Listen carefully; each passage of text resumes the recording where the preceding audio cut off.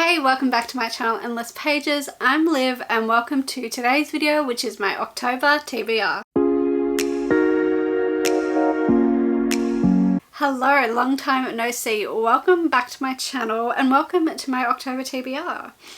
So this month I'm not going to be participating in any readathons, even though October is probably the month with the most readathons happening and a lot of incredible fun ones happening. There was one that I really was going to participate in, that was Becca's Bookopathy. She does a TBR game based off Monopoly and she's made a spooky version this year, so I will tag that in the description below. There's also Camp Crystal Lake, which I was thinking about as well, but I've just decided based on my reading habits of last month that a readathon is just not what I need for my reading right now, but I still wanted to get into the spooky season. I was meant to get some spooky stuff to put on my shelves, but I forgot and I'm lazy. Anyway, I still want to get into the spooky season, so I've got a list of 10 books here, and I'm going to call this my, I guess, tentative October TBR. I've got a list of 10 spooky books, I guess, to kind of choose from throughout the month because I want to read a lot of spooky months, a lot of spooky books for the spooky season. First up on the tentative TBR slash books that I should probably read this spooky season is My Best Friend's Exorcism by Grady Hendrix. I have been curious about this book for a while. The reason it's on this list is because of Emily, from Books by Emily, who is a horror queen. So thank you for the recommendation, Emily. I will of course tag her channel in the description. You should watch it. Her videos are amazing. Anyway, yeah, so this is My Best Friend's Exorcism. I love this book. It's like, the book's kind of like shaped like a VHS tape from the 80s, and it's got like pictures like you're about to watch a movie on the back, like you're about to watch a horror movie. So I just thought that was a really cool touch. I love this cover. It's cool. Anyway, this is about high school sophomore Abby and Gretchen. They've been best friends since 4th grade, but after an evening of skinny dipping goes disastrously wrong, Gretchen begins to act different. She's moody, she's irritable, and bizarre incidents keep happening whenever she's nearby.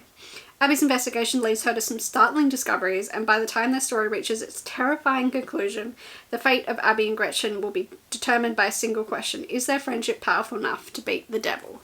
How cool does this sound? This sounds like you're about to go watch an 80s horror film. It sounds awesome.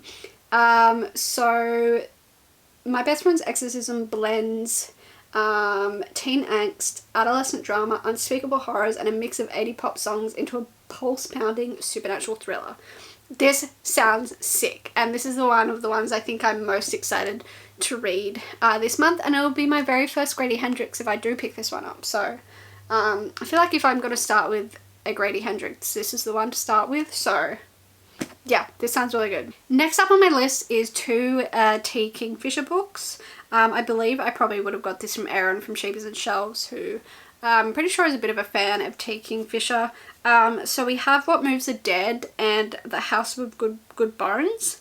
I didn't realise, but What Moves the Dead is like a retelling of a Edgar Allan Poe work, The House of the Usher, and What Moves the Dead I think is about a retired soldier, and they receive word that their childhood friend is dying, and they go to the countryside to go check on them, and they find a nightmare of fungal growths and possessed wildlife surrounding a dark pulsing lake.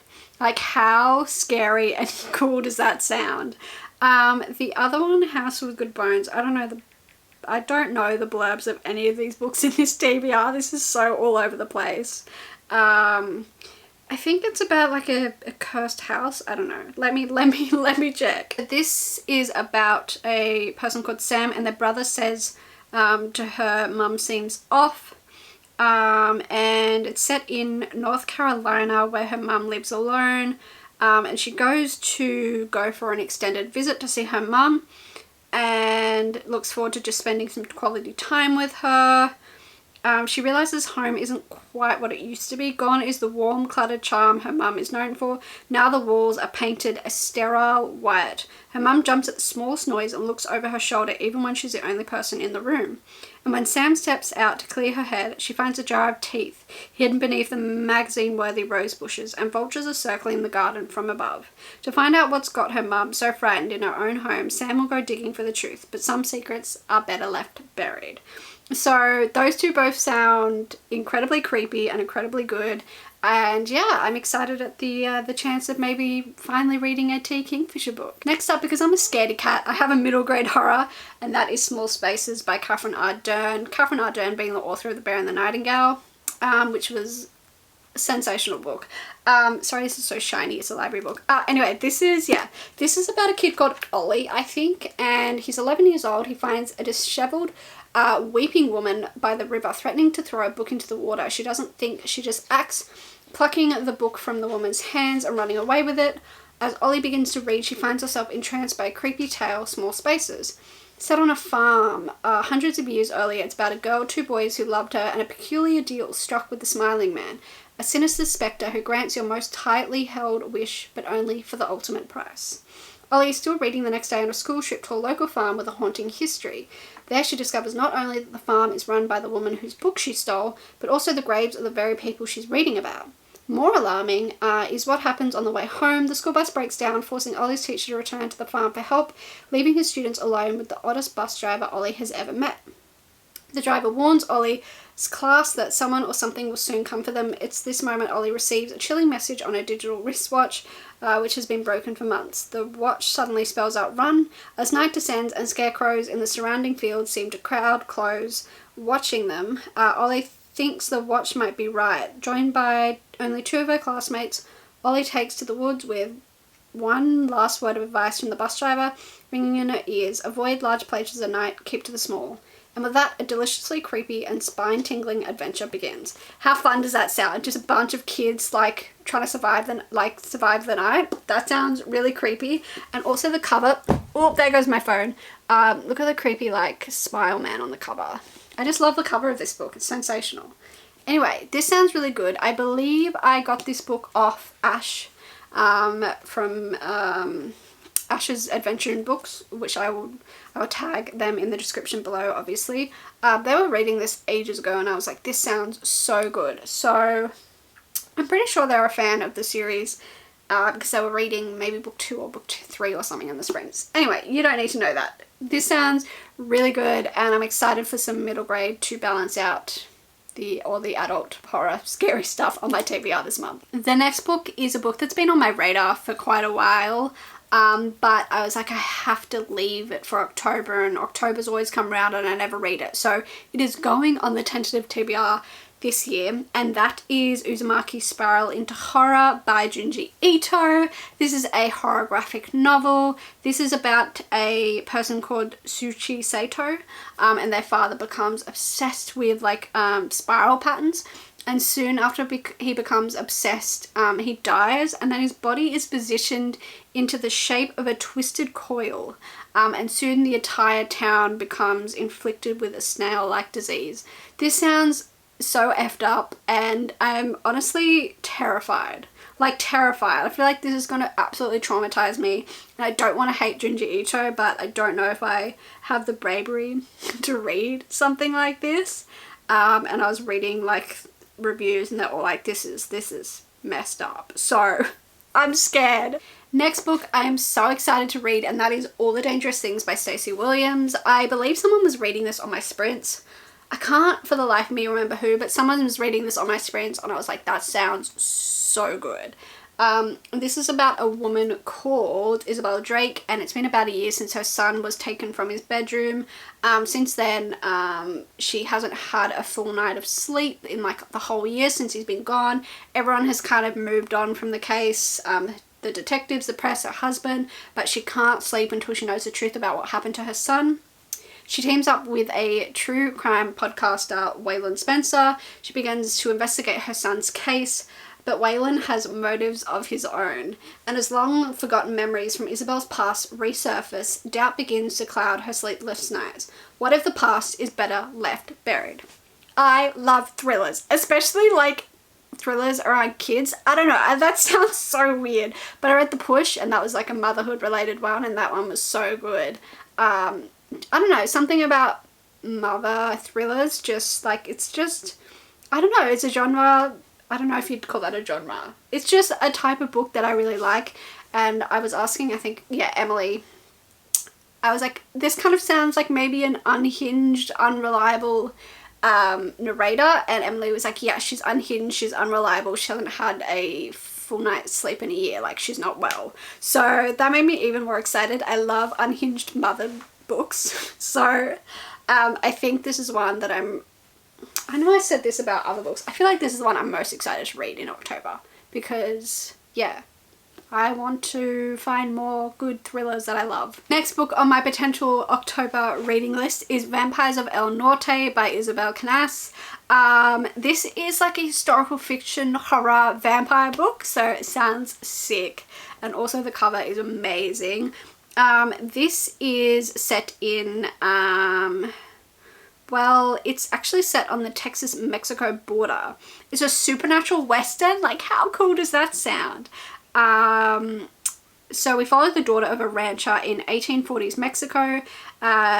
Nana, sorry, I'm butchering that, knows a thing or two about monsters. Her home has long been threatened by tensions with Anglo settlers from the north, but something more sinister lurks near the ranch at night. Something that drains men of their blood and leaves them for dead. Something that once attacked her 9 years ago. Oh, well, who's that character? Sorry, I just got really confused by the blurb. Oh, so this other character, Nesta, believes that Nana is dead and she was killed with that attack 9 years ago. He has been on the run from his grief ever since, moving from ranch to ranch, working as a vaquero, but no amount of drink can dispel the night terrors of sharp teeth. No woman can erase his childhood sweat from his mind. When the United States attacks Mexico in 1846, the two are brought abruptly together on the road to war. Blah, blah, blah. I'll just skip it because it's a very long blurb.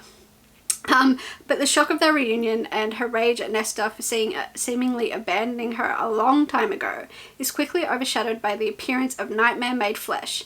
And unless they work through their past and face the future together, neither will survive to see the dawn. Ah, that sounds so cool. I can't say that I've ever read anything like this before. I've been missing consuming any kind of vampire media, like in terms of books or shows or whatever. So I can't wait to get back into my vampire phase, honestly. I feel like this is going to trigger it. So yeah, this sounds really good. So next up is Stolen Tongues by Felix Blackwell. This is a recommendation from Emily from Books by Emily. They read this not that long ago and loved this. So thank you again for another recommendation, Emily. You pretty much made my TBR.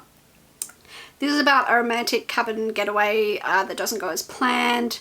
We have this couple, Faye and Felix, that are planning to celebrate their engagement. And then they start hearing like screams of animals, the cries of children, and the mad babble of 100 multiple voices. And a dark figure looms near the window in the dead of night, whispering to Faye, and her fiance realizes that she's not just mumbling in her sleep, she's whispering back. I didn't realize, originally a contest-winning story on Reddit's horror community, No Sleep. Wow, that is cool. It's been opted for a film. That's really cool. I didn't know that little bit of lore behind it, so cool lore. Yeah, so this sounds absolutely terrifying. I think Emily was terrified by this book. So if a horror lover like Emily is terrified, what chance do I have? Next up, a book that was literally just added to my tentative TBR like a couple of hours ago, and that is The Naturals by Jennifer Lynn Barnes, the author of the Inheritance series. Apparently this series of Naturals has been popping off at the moment. This one I'll be reading on my Kindle because you can't even purchase this book yet in Australia, even though it's an old book. They must be reprinting it or something, I don't know. But yes, anyway, this is about a 17-year-old Cassie who is she's a natural at reading people, piecing together the tiniest details. She can tell you who you are and what you want. But it's not a skill that she's ever taken seriously. That is until the FBI comes knocking, asking her to join a classified program that uses exceptional teenagers to crack infamous cold cases. Sounds right up my alley. And they need Cassie. She doesn't realise that there's more risk involved, especially when she's sent to live with a group of teens whose gifts are unnatural as her own. And she meets sarcastic, privileged Michael, and he has a knack for reading emotions, which he uses to get inside Cassie's head and under her skin. And then we have brooding Dean, shares Cassie's gift for profiling, but keeps her at arm's length. Soon it becomes clear that no one in the Naturals program is what they seem, and when a new killer strikes, danger looms closer than Cassie could ever have imagined. Caught in a lethal game of cat and mouse with the killer, the Naturals are going to have to use all of their gifts just to survive. How good does this sound? No wonder this book is popping off. I think Emily described as like Criminal Minds-esque investigation meets like, you know, special abilities. And as soon as she made the comparison to Criminal Minds, I was like, where can I find this book? So it's automatically on my TBR.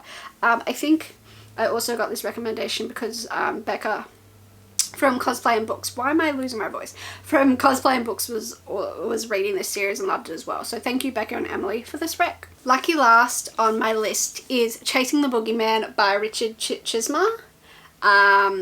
Also blabbed by Stephen King. Anyway, I believe I got this book off Gem from Bookish Gems channel. She was talking about it. I will of course tag her as well in the comments below. Also a queen of horror. This is set in the summer of 1988. The mutilated bodies of several missing girls are discovered in a small Maryland town. The grisly evidence leads police to a terrifying assumption that it is a serial killer, and they are on the loose in the quiet suburb. But soon a rumor begins to spread that the evil stalking local teens is not entirely human. Law enforcement as well as members of the FBI are certain that the killer is a madman and is playing games with them. We follow a recent college graduate, Richard Chisma. Oh, it's like they've read... Oh, sorry, I just had a realization. I might have forgotten about this book. Returns to his hometown just as curfew is enacted and a neighborhood watch is formed. Inspired by the terrifying events, Richard writes a personal account of the serial killer's reign of terror, unaware that these events will continue to haunt him for years to come. Oh, so it's like you're reading his perspective. Oh, that's really cool. No wonder I must have picked this book up. I'm just looking through. There's like pictures and shit. Oh my god. Oh my god. I think I'm going to devour this. Sorry, I'm just realizing I think why I bought this book, because it's been a while since I've touched it or looked at the blurb. Yes. Serial killers? Yes. Okay, so that is my tentative TBR / books I can pick from in the month of October. As you saw, they're all spooky books. I'm sure I will not be able to get to all of them, and I'm sure I will have to take breaks and read non-spooky stuff because I'm a scaredy cat. But let me know in the comments below, which books should I prioritize? Are you participating in any readathons this month? What spooky books are you hoping to get to? As always, all of the channels that I mentioned will be in the description, as well as all of my social media. Give this video a like if you enjoyed it, and subscribe if you would like to see more of my content. So thank you so much for watching. Sorry I've been a bit MIA. Life's gotten in the way, but I am slowly trying to get back into posting semi-regularly again. So please bear with me, and thanks again for watching. I'll see you in whatever the hell I post next. Bye!